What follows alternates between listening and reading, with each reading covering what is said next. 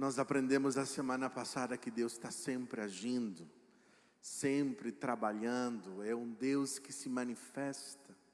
Ele se revela a nós de muitas maneiras. E ouvir as histórias daquilo que Deus tem feito, daquilo que Ele está fazendo, e compreender aquilo que Ele ainda fará, é tão importante para nós.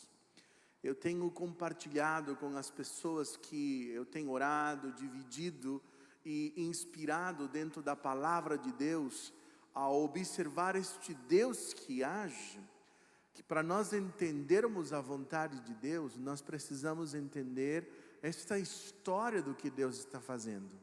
A vontade de Deus não é algo isolado. A vontade de Deus não tem apenas a ver com a sua vida ou a sua família. O que Deus estava fazendo quando Deus chamou Abraão, não era apenas para abençoar uma família.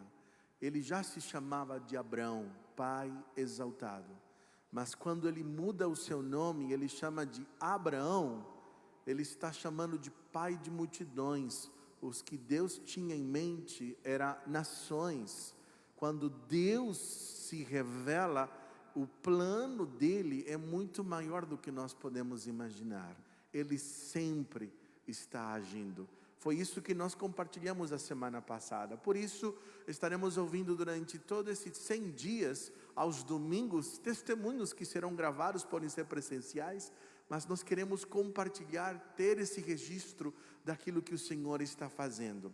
Iniciamos uma série de mensagens, domingo passado, eu chamei de Entre Restauração e a Conquista, baseado no livro de Neemias e Josué. A ideia de restauração, nós vamos aprender princípios neste livro, em Neemias, e da conquista nós vamos observar ali em Josué. Você e eu podemos estar talvez em dois momentos na nossa vida. Depois de nós termos experimentado um agir de Deus e perceber a quebra muitas vezes, ou em alguma das áreas da nossa vida, que precisamos de cura, então você vai perceber várias verdades que estão sendo reveladas no livro de Neemias sobre a restauração. Mas se você está vivendo, e se você entende que na sua história, na sua vida, algo novo é necessário, você está no momento da conquista, o terreno ainda está vazio, e você precisa viver, Josué nos ensina inúmeros princípios para isto. A ideia é, nestes dois livros da Bíblia, nós observarmos a ação de Deus por meio do povo e na vida do povo, entendermos os princípios que Deus tem para nós enfrentarmos os diversos desafios na nossa vida. Semana passada eu compartilhei com vocês 4 princípios. A ideia era compartilhar 7, mas consegui 4. Então hoje eu vou dar continuidade a esta mensagem. Para você, papai, você vai aprender alguns princípios dentro da palavra que são importantes para a sua liderança espiritual. Você que está prestes a tomar decisões, ou você está confuso, ou ainda tem dúvidas sobre como você entende a vontade de Deus, estes 7 princípios devem nortear a sua vida para você entender a maneira como Deus está agindo. Eu aprendi estes 7 princípios num livro chamado Conhecendo Deus e Fazendo Sua Vontade, do pastor Blackaby. E o primeiro princípio que nós aprendemos é que Deus sempre está agindo ao meu redor. Eu não vou perguntar se Deus está agindo ou não, Ele sempre está agindo. O que eu vou perguntar é o que Deus está agindo. Talvez em algum momento você não consegue compreender o que Ele está fazendo. Aí a pergunta não é por que eu não compreendo, mas a pergunta é o que está impedindo eu compreender o que Deus está fazendo ao meu redor. Talvez você não consiga entender muitas vezes a maneira como Deus está fazendo, por causa do segundo princípio que nós aprendemos, que Deus nos convida a viver um relacionamento de amor com Deus, real e pessoal. Aprendemos a semana passada que Deus não chama pessoas por causa das suas competências, ou das suas habilidades, ou de um perfil, talvez, que aos nossos olhos possa parecer um perfil indicado para algo que nós temos, como foi a perspectiva de Samuel, quando recebeu a missão de ungir o substituto de Saul. O texto vai dizer que quando os filhos passavam, o primeiro que ele viu, ele diz assim que era um homem alto, guerreiro, já acostumado com a guerra, certamente este. E aí ele escuta do Senhor: Deus não olha conforme o homem vê, eu olho o coração. E Deus escolheu Davi, que era um garoto, ruivo, que fazendo um trabalho que geralmente eram as mulheres que faziam, que eram a cuidar das ovelhas do pai. E Deus escolheu este homem não por causa das suas habilidades, mas porque ele tinha um relacionamento de amor com Deus. É o relacionamento de amor que nós temos com o Senhor. É este andar com Jesus que faz com que nós percebamos a ação de Deus. Quando nós duvidamos do amor de Deus, temos dificuldade de compreender os seus propósitos. Neste relacionamento de amor com Deus, quando você anda com Ele, quando você se relaciona com Ele, você percebe muitas vezes que Deus convida você a se unir àquilo que Ele está fazendo.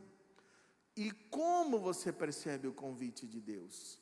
Você vai perceber necessidades, você vai ter percepções de situações, você vai ter aquilo que o pastor Bill Hybels, numa mensagem que influenciou muito minha vida, ele chamou de descontentamento santo. Você vai ter algo no teu coração que arde, queima de maneira muito diferente. Ele chamou isto ao sentimento de Moisés, aquela percepção de Moisés, quando ele observava o sofrimento do povo hebreu. Aquilo que estava no coração de Moisés, quando ele viu um egípcio maltratando, chicoteando um hebreu, este sentimento, esta insatisfação, era Deus quem colocou no coração de Moisés. O problema de Moisés foi que ele tentou fazer a obra de Deus do seu jeito, com a sua mão. E ele, pela ira, matou um homem. E isto custou 40 anos para Moisés no deserto. Mas aquilo que estava no coração de Moisés foi Deus. Aquilo que havia no coração de Neemias, ao ouvir as notícias que Jerusalém está destruída, o povo está em humilhação, o templo destruído e a nação em opróbrio, como diz o texto, em sofrimento, este incômodo e esta insatisfação santa foi Deus quem colocou. Eu tenho visto homens e mulheres durante a minha vida cristã e jornada cristã, Deus convidando muitas pessoas, gerando incômodos com crianças, colocando situações no coração sobre educação, falando sobre pessoas. Por exemplo, a Cristolândia nasceu dentro do coração de um servo de Deus, simples, tentando realizar uma obra.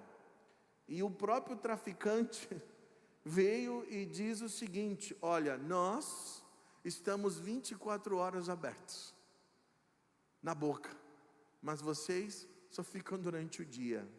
E esta palavra foi tão confrontadora que levou o desafio de dizer: nós vamos abrir 24 horas.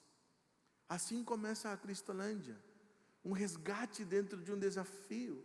Aquilo que Deus coloca no nosso coração é um convite para nós nos juntarmos àquilo que Ele está fazendo. Deus convida pessoas. Eu compartilhei para os irmãos que há 25 anos atrás, aproximadamente, eu me rendi diante de Jesus ouvindo uma música chamada Homens de Valor. E a música dizia: quem irá? Aquelas crianças perdidas, aos casais destruídos, às pessoas com fome, aos que querem saber de Deus, quem irá? E eu lembro que no meu devocional, eu de joelhos, dizendo ao Senhor: eu quero ir. Há mais de 25 anos atrás, quando Deus derrama sobre o nosso coração algo que impacta a nossa vida, você não entende que isto é a carne, porque a carne ela gosta de ficar dormindo à tarde, assistir Netflix, gosta de churrasco, de cinema, de conversar, de passear, de viajar. A carne gosta disso. Agora você dizer: eu tenho no meu coração, algo no meu coração diz: eu quero falar no presídio, eu quero compartilhar de Jesus, eu quero ensinar as crianças, eu vou estar no estacionamento. Quando você percebe uma necessidade, já é Deus convidando você. Quando algo no teu coração arde e você percebe uma insatisfação santa, Deus está agindo, Ele convida pessoas a se juntarem ao que Ele está fazendo. Depois disso, aprendemos que Deus fala. Deus, Ele fala sempre por meio do Espírito Santo para revelar a si mesmo primeiro, e depois Ele revela também os seus propósitos. Primeiro Deus revela o seu caráter, depois Ele revela o que Ele está fazendo. Primeiro Deus quer que você o conheça, depois que você o sirva, e você seja um instrumento diante de Deus. Ali vem a grande dificuldade em discernir e entender o que Deus está fazendo e falando. Ter o cuidado de não confundir e não projetar os nossos desejos como vontade de Deus. Ou muitas vezes ser levado por emoções, por circunstâncias, por desejos, ou olhar para a Bíblia de uma maneira tão literal e não entender o que Ele está falando. Aprendemos que 4 princípios são importantes: olhar para as Escrituras e observar como Deus age. Depois, em oração, você estar atento a como Deus fala. Ele responde às suas orações, porque Deus também fala por meio das orações. A oração não é um monólogo, é um diálogo. Você fala com Deus, mas Ele também fala com você. Depois você observa as circunstâncias com os princípios das Escrituras, e você, lembrando que você orou, você relaciona as circunstâncias. Compartilhei com os irmãos que depois que nós colocamos o nome ao Ministério de Homens, Homens de Valor, depois que terminou, e eu olhei, eu tinha esquecido do meu chamado. Lembrei da música, voltei a olhar, chorei, porque eu disse: Deus está respondendo a uma oração que eu fiz há 25 anos atrás. Há 25 anos atrás. E o meu coração se encheu de tanta gratidão.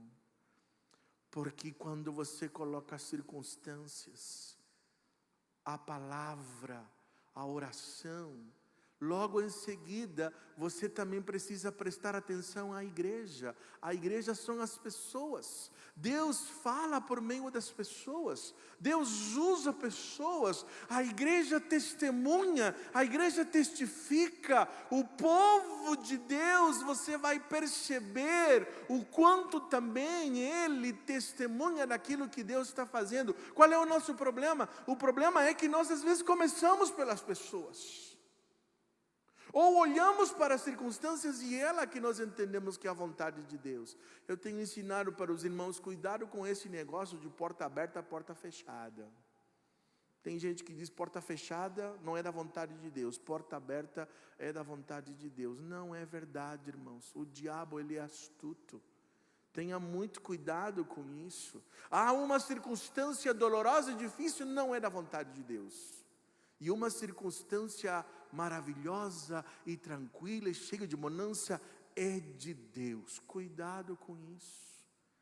Se você fosse colocar desse jeito, você entenderia que as prisões de Paulo não eram da vontade de Deus. E eu digo para você, até Paulo achava que aquilo não estava contribuindo com o Evangelho. E eu, quando leio as cartas da prisão, como Filipenses, como Efésios, Quando Timóteo, Tito, eu dou graças a Deus que ele foi preso. Porque pelas cartas dele, ele alcançou muito mais gente do que ele achava que poderia alcançar. E quando eu leio assim, quanto tinha vontade de estar com vocês, e eu digo assim, graças a Deus, Paulo, Deus estava fazendo o melhor. Os irmãos da época diriam, o diabo está revoltado, o capeta está fazendo das suas, o inimigo está ganhando, né? Não, até quando o diabo age, irmãos, ele está a serviço de Deus, porque Deus faz muito mais daquilo que você pode imaginar e pensar. Por isso que eu não posso interpretar circunstâncias isoladamente da palavra, da oração, da igreja. Deus fala de muitas maneiras. Aí, quando eu percebo que a palavra diz uma coisa, a oração mostra, as circunstâncias e a igreja apontam para uma direção, eu posso dizer, Deus está falando. Deus está ministrando. Eu não posso olhar para a Bíblia isoladamente. Por quê, irmãos? Porque eu posso projetar meu desejo para as Escrituras. Eu posso projetar meu desejo para as Escrituras. Eu posso fazer por mim mesmo, fazer com que a Bíblia diga um monte de coisas a meu favor, mas sou eu que estou dizendo o que a Bíblia está dizendo. É diferente quando é Ele que mostra para você. Você está conseguindo entender? Pastor, mas como que eu vou saber? Irmãos, você sabe quando o Espírito de Deus está falando ao seu coração. Agora vem em quinto lugar. Começa, na verdade, a complicar para nós agora. Depois que Deus fala, depois desse convite, o convite que Deus faz a você para trabalhar com Ele, sempre o levará a uma crise na fé, que exige fé e ação. Não é crise de fé. Crise de fé é quando você abandona a fé. É quando você apostata, se afasta, nega, abandona o Senhor. Isso é uma crise de fé. Crise na fé é quando você ouve Deus falar, aquilo que Deus está falando exige que você creia que Deus vai fazer algo. Porque o que Deus convida você a se juntar ao que Ele quer fazer, só vai acontecer se Deus intervir. Porque você vai olhar para as suas mãos, você vai olhar para os seus recursos, você vai olhar para a sua capacidade, você vai perceber as suas competências e você vai dizer, Senhor, A crise é um momento decisivo, o qual revelará o que você acredita sobre Deus. A maneira como você responde a esta crise completa determinará se você vai se envolver com Deus em algo grande que só Ele pode fazer, ou se você vai continuar seguindo o seu próprio caminho, perdendo o que Deus tem como propósito para a sua vida. Como assim? Explico melhor. Nós estamos estudando Josué. Em Números 14, Deus disse para Moisés, mande 12 espias, vigiar e olhar a terra. 12 homens, um de cada tribo, foram para vigiar a terra, e eles viram que certamente a terra era próspera, realmente manava leite e mel. Para você ter uma ideia, um cacho de uva precisava ser carregado por 2 homens. E eles viram que a terra era próspera, conforme Deus tinha falado, porém lá tinha os Enaquins, os Golias da vida, estava cheio de guerreiros. 10 deles, com exceção, aliás, 10 deles, só Josué e Caleb não falaram isso. Eles olharam para as circunstâncias e disseram, nós parecíamos como gafanhotos diante dos olhos destes homens. se nós formos lá e entrarmos lá, nós vamos ser destruídos. Josué e Caleb diziam: calem-se. O mesmo Deus que abriu o mar vermelho, o mesmo Deus que durante estes 40 anos fez com que a nossa roupa não se desgastasse, a nossa sandália não se desgastassem e sustentassem a nossa vida, Ele vai fazer. Mas aqueles 10 espias, eles desanimaram o povo. Na crise de fé, eles não creram. Aí Deus diz assim: então vocês não vão entrar, só os filhos de vocês. Porque eles pararam de ver o sobrenatural. Pararam de ver. Não viram mais o extraordinário de Deus. Porque a crise de fé é esse momento que você tem que escolher se você vai seguir por aquilo que Deus falou, ou se você vai escolher o conforto, a aprovação dos homens. Se você vai fazer aquilo que os seus desejos têm, se você vai preferir os aplausos, se você vai escolher aquilo que a sua vida tem. Deus é um Deus que nos convida a viver pela fé. É isto que você observa, por exemplo, nas Escrituras. Em Josué 4, 23 e 24 lemos: pois o Senhor, o seu Deus, secou o Jordão perante vocês, até que o tivessem atravessado. O Senhor, seu Deus, fez com o Jordão como fizera com o mar vermelho, quando o secou diante de nós, até que o tivéssemos atravessado. Ele assim fez, separem por favor e sublinhem ali, assim Ele fez para que todos os povos da terra saibam que a mão do Senhor é poderosa, e para que vocês sempre temam o Senhor, o seu Deus. Por que Deus não faz as coisas facinhas? Por que Deus não nos chama para coisas que a gente pode fazer com a nossa vontade, a nossa mão, a nossa disciplina, os nossos recursos? Por que Deus permite que uma igreja entre no negativo completamente, para naquele momento, quando tudo é contra, dizer: agora eu quero que vocês vão? Não tem lógica isso. Simples, Ele responde: porque Deus permite coisas que aconteçam desse jeito, para que quando as coisas sucederem do que Ele fala, a glória não seja do homem, a glória seja de Deus, para que aqueles que verem a glória de Deus, eles creiam que existe um Deus que fala, que age e que ainda está vivo e manifesta o seu poder. Por causa disso Deus faz assim.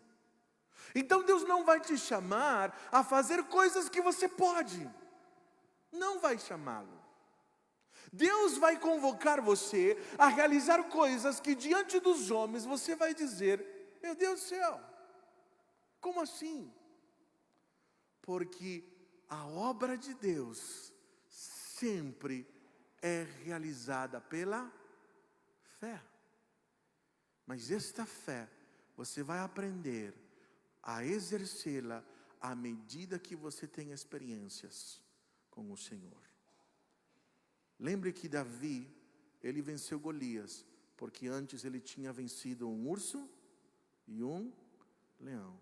Depois de Golias, ele venceu exércitos de Golias, e exércitos e exércitos. E ele sempre consultava o Senhor, dizendo: Senhor, é para ir?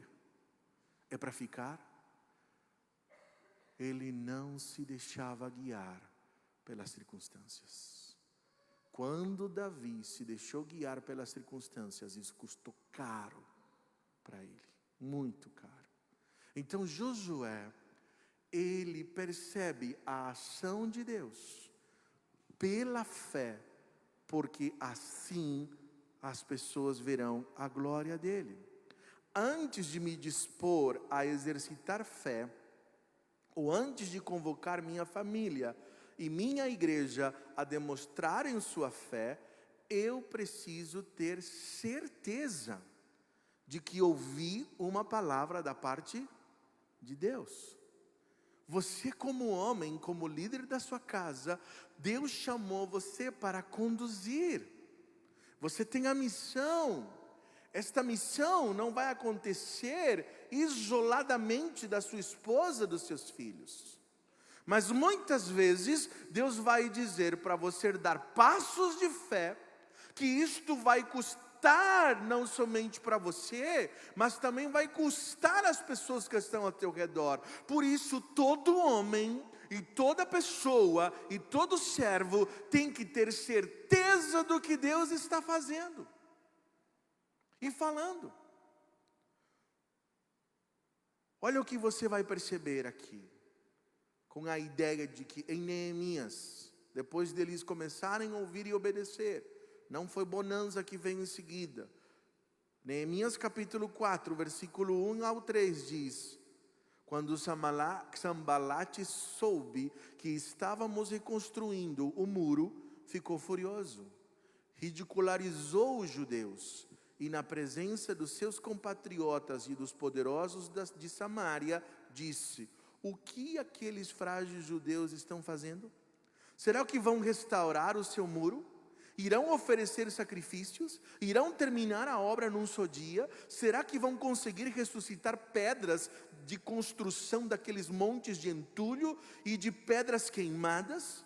Tobias, o amonita que estava a seu lado, completou: pois que construam, basta que uma raposa suba lá para que esse muro de pedras desabe.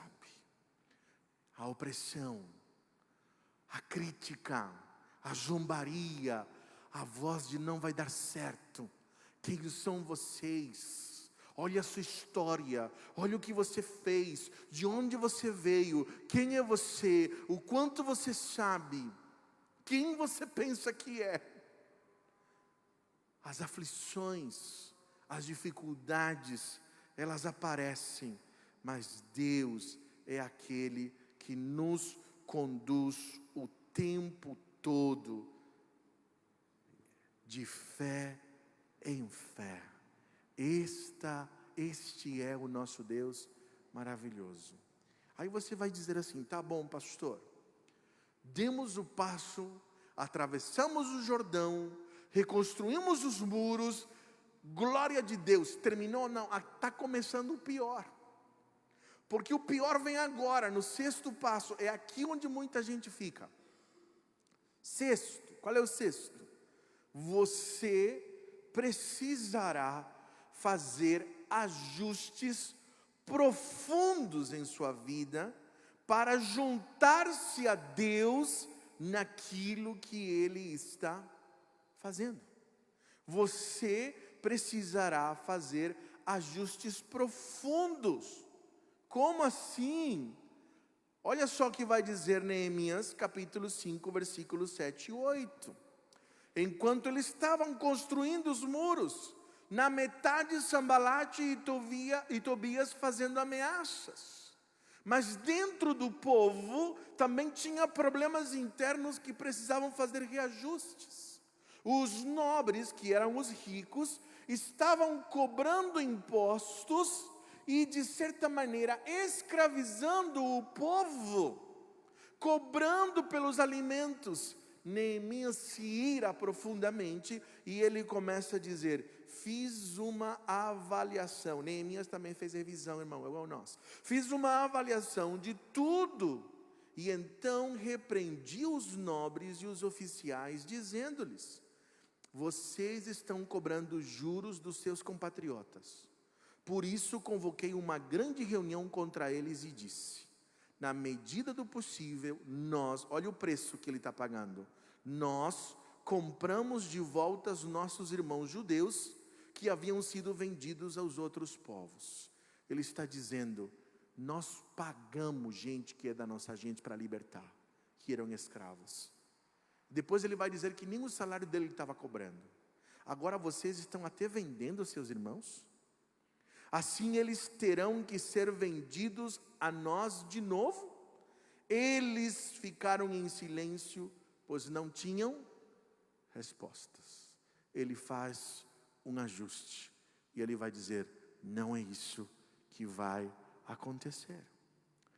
Disse hoje pela manhã para os nossos irmãos, eu tenho muito claro como líder e aquele que Deus chamou para conduzir os irmãos, que o pior momento não é a ideia de nós irmos para lá. É depois de estar lá, obedecermos aos ajustes que Deus tem para cada um de nós.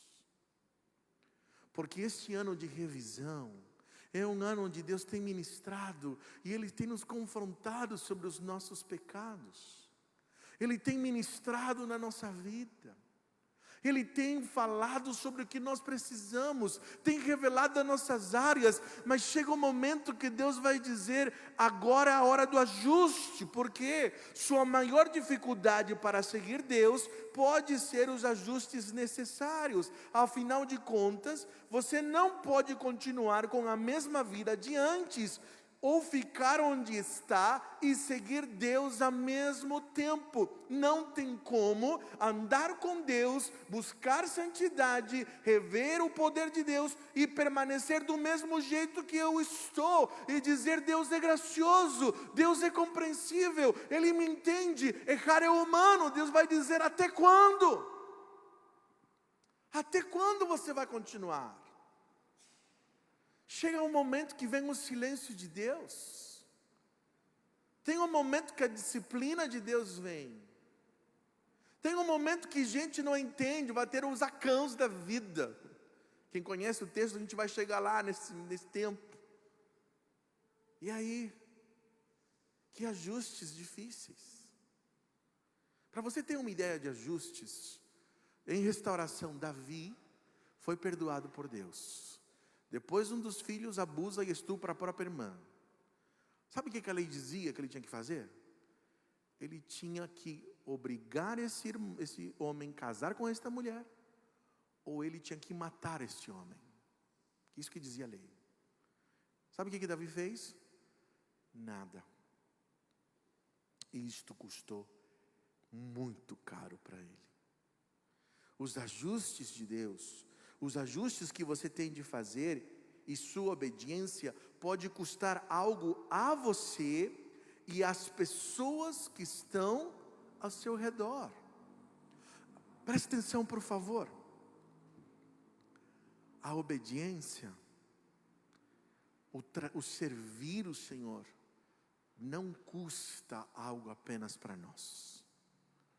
Custa também às pessoas que estão ao nosso redor. Custa. A desobediência também, irmãos. A diferença é que na desobediência a gente não vê a glória de Deus, e na obediência, no final, nós vemos a glória de Deus. Você vê em Jonas, pergunta para quem viajava com ele como ele deu prejuízo, teve que jogar tudo fora. Como a desobediência custa caro, há prejuízo. A obediência e os ajustes são difíceis. Ou você tem a ideia, por exemplo, o Senhor está me chamando para ministério infantil. Deus está convocando você, Ele te incomoda, você aceita, entra na escala. Está escalado. Todo mundo vai no churrasco, na praia, na família, você está escalado. Tenta buscar um substituto, não há ninguém. Aí você tem que vir. Todo mundo te critica. Olha, você diz assim: nossa, mas você é estranho. E você tem que pagar o preço. Você tem que pagar o preço. Nós pastores, por exemplo, vocês viajam nos domingos, a gente só viaja nas férias. E olha lá, todo domingo nós estamos aqui. Já pararam para pensar nisso? Todo domingo nós temos um compromisso. Feriados, domingo, nós estamos ali. Eu disse hoje pela manhã, a Soli, há 20 anos, depois que casou comigo, eu não passo o Dia das Mães. Não porque eu proíbo, não, porque ela aceitou o chamado de estar comigo. De estar ali. Há 25 anos que eu estou longe dos meus pais. Todas as vezes que eu me despeço do meu Pai, eu faço como se fosse a última vez, porque eu não sei se vou voltar a vê-lo. Você entende isso? Tem um preço. Nunca Jesus disse que não haveria preço para segui-lo. Tem um preço da crítica, tem um preço do julgamento, tem um preço de dizer: você está dando dinheiro para esse pastor, você está virando fanático. Tem o preço da zombaria, tem o preço de tantas coisas. É difícil você entender, os ajustes de Deus custam caro. E é nesse momento que muita gente para. É nesse momento que muita gente diz: não quero saber mais disso. É nesse momento que entra Josué e disse: Josué ordenou ao povo: santifiquem-se, pois amanhã o Senhor fará maravilhas entre vocês. O pastor Blackaby, autor do Conhecendo Deus, diz: bem cedo eu descobri que cada passo que se dá pela fé pode ser interpretado por alguém como uma espécie de presunção. Só mesmo a obediência e a perseverança em obedecer a Deus na execução da sua obra irá mostrar que estávamos fazendo a vontade de Deus. Só a obediência, só a obediência. Custa caro, irmãos, fazer desafios de fé. Mas quando você obedece, você passa a conhecer Deus pela experiência. À medida que você o obedece, e Ele realiza a sua obra por meio de você. Então você sabe que Deus está fazendo e se junta ao que Ele faz. Vive um relacionamento de amor primeiro, aceita seu convite, ouve a vontade de Deus, experimenta e vive a crise de fé, obedece com fé e ação, faz os ajustes, então você vive uma experiência extraordinária do propósito e plano de Deus. Você vive, você experimenta Deus, não mais de ouvir falar, mas pela experiência. Olha o que vai dizer Neemias, no capítulo 6, versículo 15 e 16. O muro ficou pronto no 25º dia de Elul, em 52 dias. Quantos dias? 52 dias. Quando todos os nossos inimigos souberam disso, todas as nações vizinhas ficaram o quê? Atemorizadas e com orgulho ferido, pois perceberam que essa obra havia sido executada com a ajuda do nosso Deus. O resultado é o temor de Deus, não a glória do homem, não a glória de Neemias, não a glória do povo, mas a glória de Deus. Irmãos, preste atenção no que eu vou te dizer agora. É uma palavra de Deus para a sua vida. Deus pode fazer em 52 dias o que o homem por si mesmo pode fazer em 52 anos. Deus tem o poder de fazer em 100 dias o que por nós mesmos sozinhos tentamos fazer em 10 anos. Deus tem o poder de fazer em 6 meses o que talvez a igreja em sua história, em seu conjunto, tenta fazer em 60 anos.